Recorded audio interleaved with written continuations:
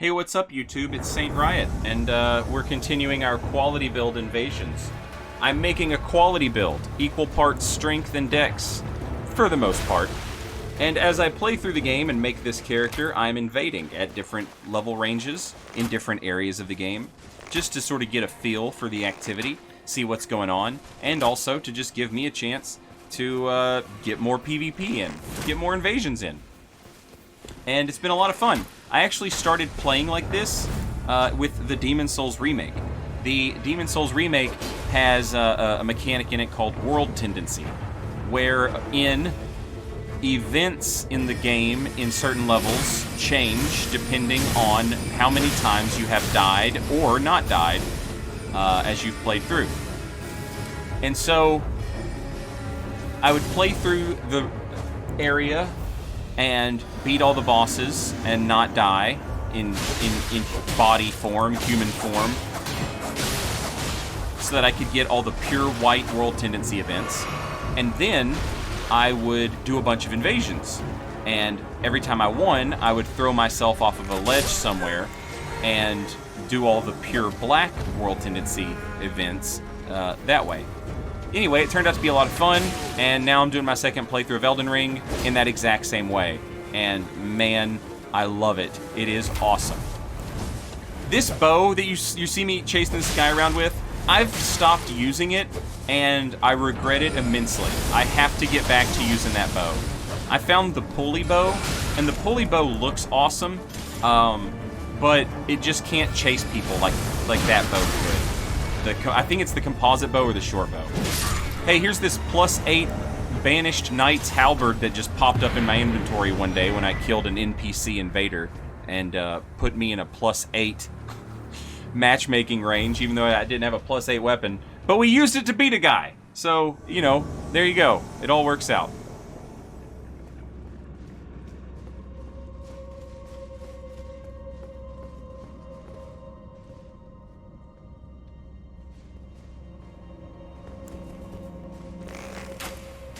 Those dudes were pelting the hell out of me with magic.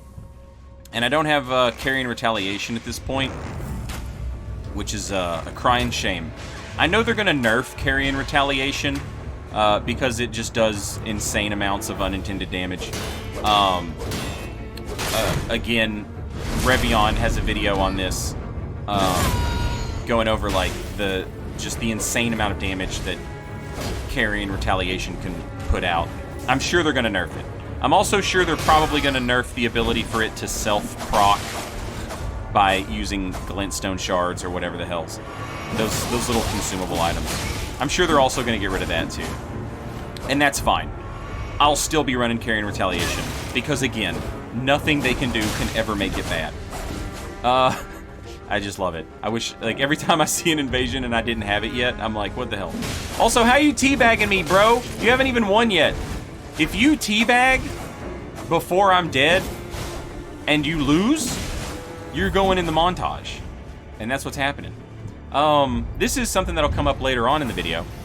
This Phantom is using a thrusting sword and a shield. And I was talking about how shields are always overpowered in the first video of this. Because, you know, they're just like a PvE crutch. I mean, you know, they're for PvE players to get them through the game. So yeah, they're always really strong in PvP. And people always have like these ideas about how you could make them less strong in PvP. But you have to consider what you're doing. Like, if you were going to make a change, you have to consider what you're doing and how it's going to affect literally every other aspect of the game. So most of the time, it's not that they haven't thought of it, it's just not something that will work. I was talking about his shields being good in the last video, and people were like, well, I mean, you know, most of the time you run into somebody who's turtled up behind a shield, like, they're not a very, it's not like they're a S-tier player or something, and that's true. You know, most of your invasions are going to be against just regular folks, and they don't know. They might watch a YouTube video and know that Rivers of Blood is good, or Moonveil is good, or whatever. but they don't know why it's good. They just see what the video told them. And, you know, what happened in the video? Well, the guy pressed L2, so I'm going to press L2, you know? That's it. But my point still stands. This player, when he had a friend, was absolutely devastating. Was he great? No, he wasn't, but it didn't matter. Like, when he had a friend, his build was annoying. Not a great player, and, you know, that's okay, that's fine. Like, but I'm trying to make the point that, like, even if you're not the best player, like, if you equip a stock and shield, you're instantly like 25% better than you were without it. That's how good it is. I mean, you can get better at it. Like, you know, you can be one of those people who's absolutely annoying to fight, who uses a great shield in his stock.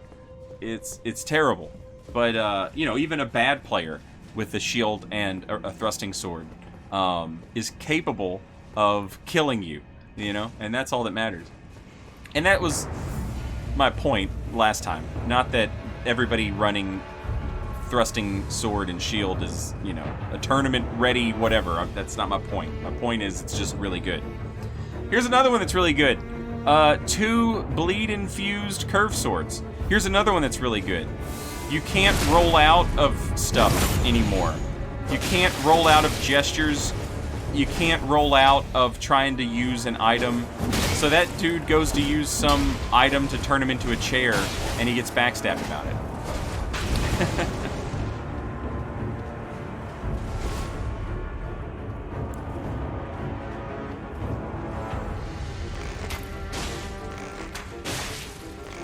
So the 2 bleed weapons, really, really strong. How do you beat that when there's 2 people or 3 people? This is a stupid answer that I'm about to give you, okay? Just parry it, bro. Now that's a dumb answer, and I'll tell you why it's a dumb answer. Because if you mess up and you don't get the parry, you're about to just get absolutely murdered, right? And there's no way around that. When people say, I would just parry it, that is one of the quickest ways for me to, like, disregard an opinion on something, is when someone says, I would simply just parry it. There's a million things that could happen to make that parry not work. A little bit of latency. This is one that gets me a lot. A player who runs up on you to press L1, but they don't know when to press it. They don't know when to press L1. And so they press it at the wrong time, and so you whiff the parry. I hate that. And that's different from, like, a player being good. That's different from a player being good and not pressing L1 when you expect them to. I'm talking about a player who doesn't understand spacing at all, and they basically run past you and then press L1. That can happen. But as you can see, I ended up just parrying it, bro. But it was a setup parry, and you're like, no, it wasn't, Saint. You hit that dude twice and then you parried him. Yes, that's a setup parry. I hit him twice, and then I parried him. And the reason that's a setup parry is because he never rolled away. I knew exactly what he wanted to do. When he was at a hit stun, he wanted to be mash and attack. And since he wanted to be mash and attack, he didn't roll away. And since he didn't roll away, I parried him. That's a setup parry. I have to get better at setup parries in this game, honestly. Like, I'm pretty good at parrying the first attack, but I'm not as good as I was in Dark Souls 3 at setup parries, because the parry timing's different. I've got one last invasion for us here. This is closer to what the build is looking like today. Those invasions you just watched are from a few days ago.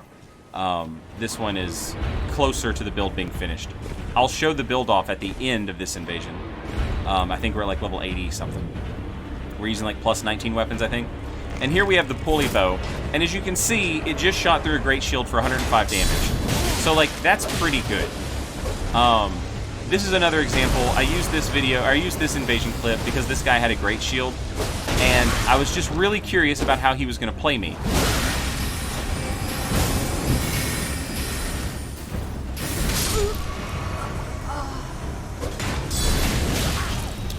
So, you're not supposed to be able to parry those guard counters, but I parried one against PvE, like some random mob did it to me, and I parried it. So I was curious if I could parry it in PvP. You could not parry it in the network test, I don't think. And either my timing is terrible or no, you can't parry it. But this invasion was kind of what I had in mind when I was talking about great shield players. This player is not, you know, they're not setting the world on fire in terms of their PvP ability. But as a physical build, you can see the limitations here. I love Royal Knight's Resolve. An R2 with Royal Knight's Resolve is almost like a guaranteed guard break. It even guard breaks the Great Shield here. I was curious if this guy would ever play differently, and he never does. He never did anything different. He was just content to do this forever. And I mean, I guess it was working because I was just letting him do it. So I guess that's the right call.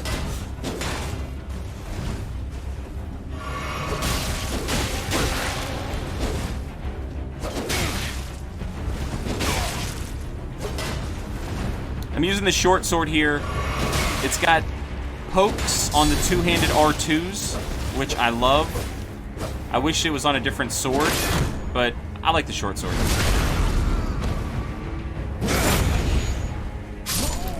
Yeah, there you go. Here's the build. This is where it's at currently. We're still going. Haven't beat the game yet, so you know, we still got some stuff to do. But that's what it looks like right now. Thanks for watching my video. I'll see you next time. Till then, later, y'all.